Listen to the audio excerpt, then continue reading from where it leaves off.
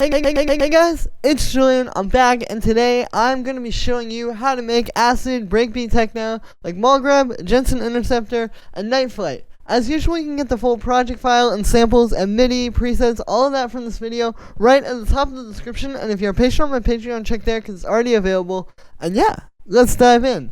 This is the loop from the intro. The first sound that we've got going on here is this acid bass, which sounds like this.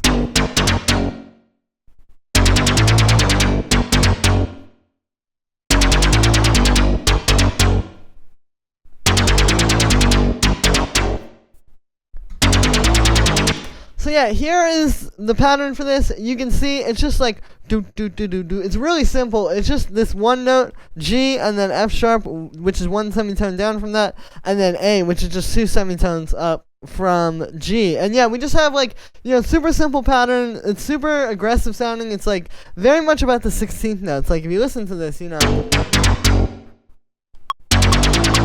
those like do do do do do do do, and even the bum bum bum bum bum. Having those 16th notes in there is what's giving it that kind of like aggressive, erratic energy.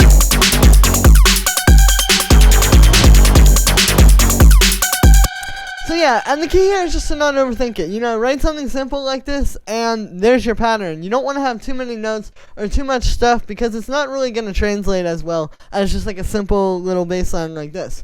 For the sound with this one, it is made with analog, and so this is a little bit different from your standard sort of like acid sound. This is still considered like an acid bass, but it's not just like a straight up 303. It's taking some of the 303 ideas and kind of expanding on them. So you can see I've got a saw wave and a square wave here, and then we also have some noise, which you can hear. The noise isn't super audible, but it just adds that like kind of thing to it. Like if I turn this off, it's not quite as punchy.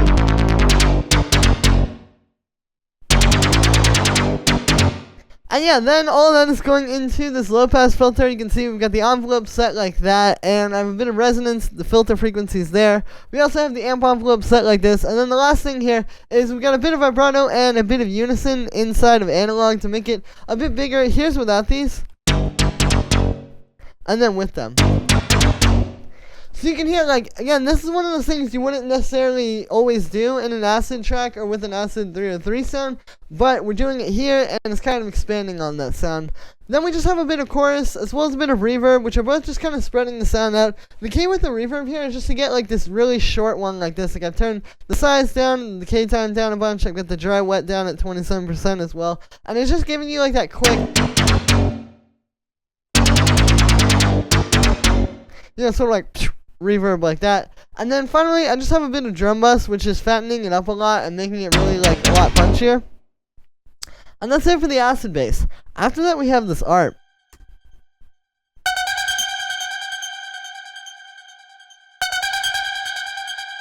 So this is a really simple pattern. This is like a bit of call and response with the bass. Like we have the bass play, you get that and then so yeah, and the notes for this one are really simple. It's again just like I was saying, that sort of like more aggressive 16th note energy. But what we got here is literally it's just F sharp and G. That's it. And then you can see like we have G up here and then another G up here. So this is literally just two notes. Even over here it's still just a little bit different because I've got the octaves different, but it's the same pattern. Yeah, really simple. Again, I really think the least amount of notes possible is the best for this style because you're saying a lot just by all the elements that are happening at once in this track. So it's like by using less notes with this ARP, for example, you're kind of like condensing it to just the most important thing. Like if you have a lot of elements in your track like this, you have to make sure each one is only really communicating the most important element of it. Like maybe you might start with an ARP that might look something like this. Like maybe it's like,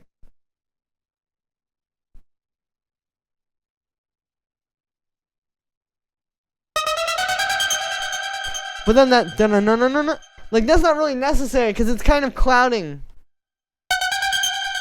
that. That's the main idea. So we would just get rid of those extra notes. And yeah, so for the sound with this one, it is made with analog as well. Analog is really good for the style because it gives you that sort of more warm, like live sort of feel. With this one, we have a saw wave and a square wave. I've got the square wave an octave down. Saw wave is detuned a little bit. Those are going into a low pass filter, which you can see we've got this envelope on that. So that's how we're getting that sort of plucky sound. Then I've got the amp envelope set like that. And yeah, then from there, we just have a bit of chorus, which is spreading the sound out a bit, you know, giving it that sort of more chaotic kind of texture. We also have a bit of echo and reverb, so you can see the echo is on the ping pong setting and the reverb is turned up quite a bit. This one, you don't want like a shorter reverb, because this one can kind of like ring out like that.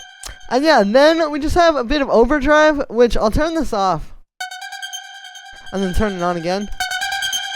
So you can hear that really gives it that like more hard edge sound. So yeah, overdrive on your ARPs in the style, especially after your reverb, is a really good way to just kind of add to that more like chaotic sort of crazy ARP sound like you want. And then finally I just have a bit of drum bus to kind of beef it up. I've got the transients turned up as well, so it brings out sort of like the attack of each sound. And yeah, that's it for the ARP. So the next thing we have here is this group, which I titled Drum Machine. And so what this is it's all the drums. Now the reason why I'm pointing this out is because typically you would, especially in techno, you would want to group like your kick and your bass together, and then maybe like your snare and the other percussion together, and then all the hi-hats in one group. But here we're just kind of putting them all under one umbrella. And the reason for this is because, you know, the sound of this style is meant to kind of sound like you're just working with like an 808 or a 909 or whatever, you know, insert drum machine here. But it's meant to really sound like you're using a drum machine. And what you get when you use a drum machine is you're only putting everything through one output. I know a lot of different drum machines have different outputs, but let's just say this is like a super lo-fi recording and you're just putting everything through one output into like a mixing desk or into a distortion pedal or something like that. You're going to get a very particular sound because everything is kind of fighting for the same space into that saturator or whatever it is that you would be putting it into. And yeah, you're going to get a very different sound. And I'll show you what I'm talking about here. So here's what this sounds like when I have the kick inside of the group. And then this is what it all sounds like when I take the kick out of the group. So you hear how when I take it out, it's a lot more sterile. You don't have that like overall texture to the drums. It's not all kind of like crunching together like that. That's what we're going for, is we're trying to get this sound. And it's not really that hard. You know, the key here is really just kind of like, you know, mixing your kick and your snare pretty loud.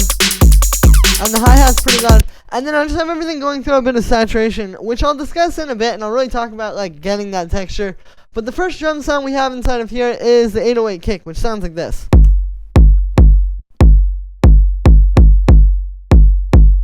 So yeah, this is just an 808 kick. You know, this is very typical of this style. This is adding like really a lot of the low end actually from the track, and it's just like this big bump of bass, just boom, boom, boom. So, like I said, this is an 808 kick, and then I've done a few things to it. So the first thing here is, you can see, I've got the amp envelope just kind of shortened a little bit to make it a little bit shorter and tighter, so it's not just boom, boom, because that would take over all the drums, like, then that's a little bit too much. But if you just kind of shorten it a little bit, you still get the boomy kick, but it's a little bit tighter and more controlled. And then after that, we have this pitch envelope. So I'll show you, here's without this, and with it. So you hear how it's actually pretty subtle, but what this is adding is it's adding a bit of click to the sound. All this is it's just telling the pitch to start at 13 semitones, and then it really quickly drops down. So essentially what you're hearing is you're hearing the sound being pitched up really high for a second, and then it's just jumping down, and this creates this kind of like more of a click at the start of the sound. Again, here's without it, with it, and this really helps make the kick cut through. So you get that nice click on the kick. And a lot of times people try to do this with effects and stuff, but this is a much easier way to do it. You know, you just add a pitch envelope to your kick, and you can really bring out a lot more punch in a much more natural way. Like, you know, I do have a bit of drum bus here, like boosting the transients and stuff, but if I just turn that all the way up and use the transient shaper on here, and then try to use some sort of compression to do it, you know, that's not going to sound very natural. This way, it really just kind of is part of the sound. It's just like you're adding the click to the sound rather than trying to make up for the sound not having any click. After that, we have a bit of saturator and drum bus. So these are both just, you know, making this hit super hard. This is important because the kicks in this sound need to hit really hard. Like, if you listen, this is really, like, one of the most dominating things in the mix. And, like, if I turn these off, you can hear it's just not quite, you know, on its own, it's just not going to do that. But then you add the saturator, and it does a lot of that. And then the drum bus just gives it that extra boom to really sound like,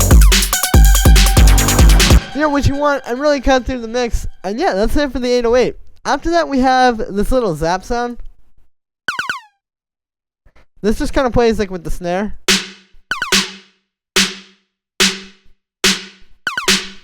Like that. So this is a really simple sound. All it is its operator. And you can see I have a saw wave. The key here is you just give it like a really short volume envelope. So you're starting with something like this. And then you add on this pitch envelope.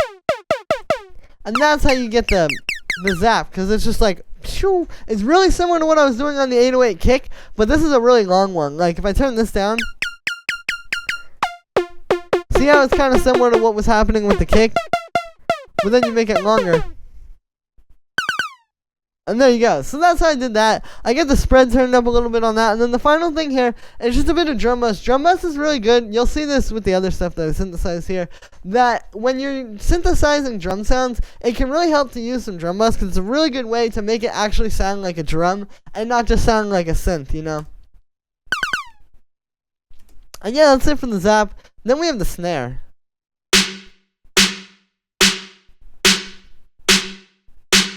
So this is made of 2 layers. We have this snare, sort of like a standard 808 snare. You know, just super fat and punchy in the mid-range. And then we have a clap. And you can hear this is a lot more in the high end.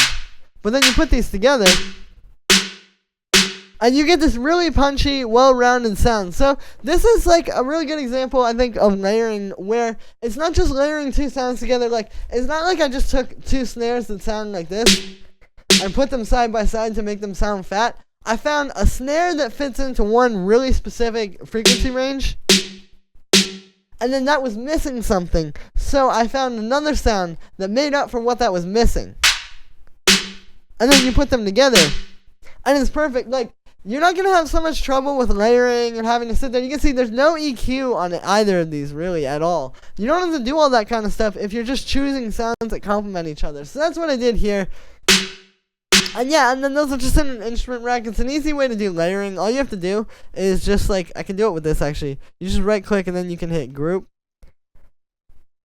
And then it makes an instrument rack. There we go. So yeah, I've got that. And then that's just going into this reverb here. You can see we've got the size and the K time turned down a bunch. So yeah, this is just like that quick, short kind of reverb. Really simple to what I had on the bass. But yeah, you don't want it to be too long. The reverb does add a lot. Like if I turn this off, it actually sounded a little bit too flat to me. The reverb does kind of bring it to life. You just have to make sure you turn down the size and then the K time like that. And then finally, we just have a bit of drum bus on here, and this is helping to just make this hit a bit more, as well as glue the snare and the clap together and make them sound like one. And yeah, that's it for the snare. Then we have this little plink sound, which sounds like this.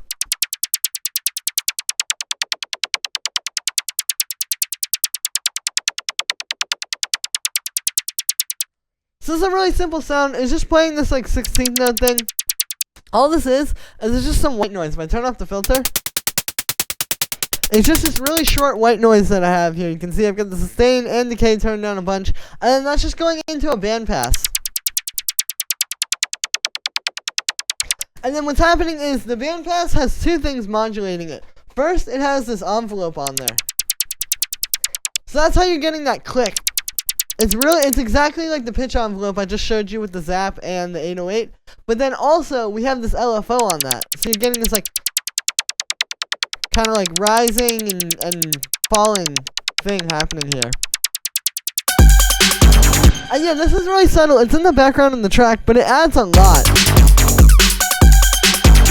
Just to have that like constantly changing and evolving texture in the background. And then that's just going through a bit of drum bass as well. Like I was saying with the zap, again, like when you synthesize the drum sound, it just usually sounds better if you put it through some drum bass. And it'll really make it sound like actual percussion. And yeah, then we have the hi-hats. So these are pretty simple, you know, it's just this very like upbeat sort of aggressive pattern. You can hear just having like switching between this, the closed hi-hat and the open hi-hat so much. Just that alone adds a lot of intensity versus if you were just going like chicka chicka chicka chicka chicka. So yeah, we got that, and then the main thing with this one is really just this thing that's happening here inside the drum rack. So this choke here, you notice I have the choke set to 1. If I turn this off, you see how they kind of just ring out into each other. And it's a lot more messy, like it doesn't fit so tightly into the groove. So that's what this choke does. If you set these to 1, it basically means that whenever one plays, like only one can play at a time essentially. And you get this really cool sound then because you have this long open hi-hat. But then as soon as you hear the open hi-hat, it cuts out. Yeah, so I recommend doing that because that really recreates like how this would actually sound if you were using like an 808, like the hi-hats on an 808 drum machine together. And then I just have that drum rack going through a bit of drum bus and a bit of EQ. You can see the EQ is just cutting out the lows, boosting the highs a little bit, you know, making it a bit sharper. And then the last percussion down here is just this rim shot. So just your standard sort of rim shot, just give me that.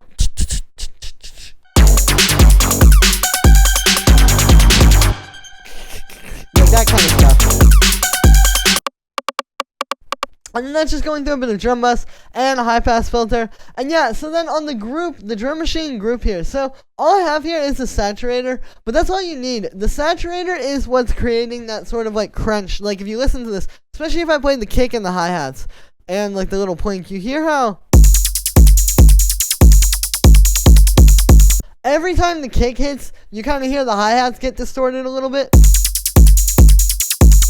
So the secret to this is actually down here with this bass frequency knob. So if I turn the saturator off, you can hear it's not doing that, you know, it's all just kind of playing side by side. If I turn the bass frequency off but still distorted a little, it starts to get that crunch. But then once we turn this bass frequency up, that's where we really get that crunchy, like you hear the 808 knocking the hi-hats out of the way. And then that just really nice crunchy distortion that you're getting between the 808 and the hi-hats. That's all just coming from there. So I recommend doing this. Like if you're trying to make one of these types of tracks, don't like put your kick in one group with the bass and then the snare and the percussion in one group and then the hi-hats in one group. Just group it all together. Imagine you're just working with the output of like an 808 drum machine or something like that. And then try putting it through this. There's a lot of other ways to get this effect, but this is the best way I've found just with the default Ableton stuff. You could even do more, like if you really turn it up. You know, there's some tracks actually where that works, but yeah, that's the trick to do that. And yeah, so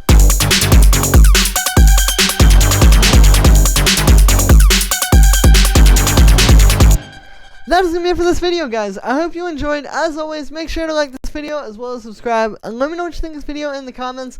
Like I said in the beginning, you can get this full project file and samples and MIDI presets. Everything from this video is available right at the top of the description on my Bandcamp for just $5. If you guys want to support me, it's a great way to do it. Every little bit helps, you know, with everything that's going on right now.